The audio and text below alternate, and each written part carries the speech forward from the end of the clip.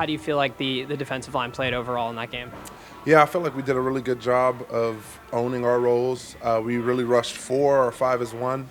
And then, there's a couple of plays I was able to make just because everybody else was doing their job, and I was able to come clean. And so, and I think overall, there's a bunch of plays, whether it be run game, whenever you make somebody one-dimensional, that allows you to really pin your ears back and get after the passer. But I think all 4 or 5 guys rushing did a great job, and we did a great job too on first and second down. They're a team that is really, really good at staying on track and being able to run the ball and get into their boots and stuff. But we were able to keep them out of that by having a great first and second down efficiency and being able to get them into third and long to where we can pin our ears back and go get after the passer.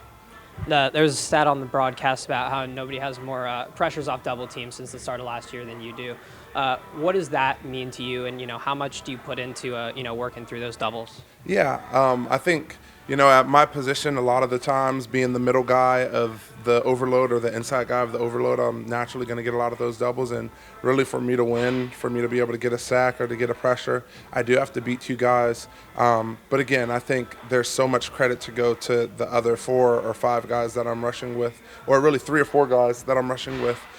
Because it doesn't matter if I get through clean, if we don't have a good pocket, or if we're not covering each other up and we're leaving escape lanes, then quarterback's going to get out. And so I think to be able to have some of those pressures, that goes back to, I've worked a lot at being able to crease the double teams or different things that I can do, but also at the same time I have a great group of guys who I'm rushing alongside, and that goes a long way. So whether it be last year or this year, I'm just grateful to be a part of this group, honestly. And the Jets obviously coming up this week. They've allowed the lowest pressure rate in the league this year so far. What kind of challenges does that present, throughout the line and with your matchups? Yeah, they have a really good O-line, and we're definitely scheming up ways to be able to get after them. It comes down to the same things that it always does, right? Being able to stop them on first and second down, being able to have, I forgot the word. Oops.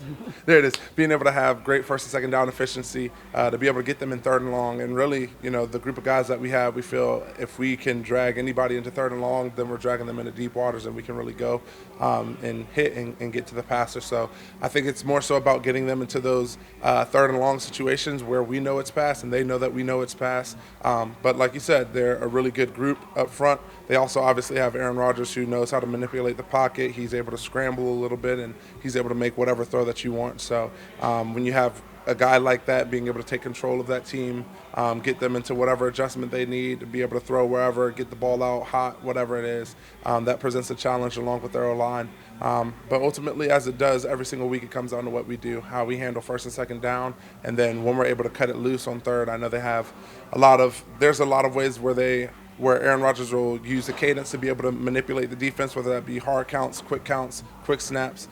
So ultimately, it's going to come down to just us being on the screws and being able to do our job. One way you guys have been able to get those third and longs is, being aggressive and hitting the point of attack in the run game with this guy right here, Bobby Brown. What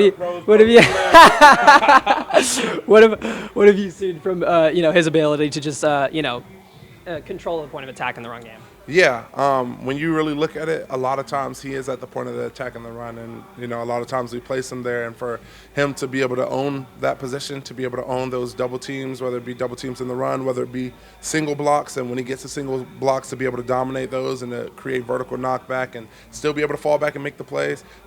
He's had so much growth throughout this year, and to be able to see him go to work on first and second down is awesome to just watch, but it's also awesome for me because then I'm like, okay, my turn on third down, And obviously first and second down I get active too, but to be able to watch what he does and the way that he's able to manipulate an offensive line just by his presence, and all of the guys that we have out there, whether it be TD being able to hold down the nose spot whenever we call on him, and the things that he's able to do, the way that he's able to escape and get to the ball, or whether it be all of the rest of the guys, whether it be Nev, whether it be Juan, just the guys that we have are really doing a great job on first and second down, to be able to get to third and long, and then that's when me and Fisk get to eat. So yeah.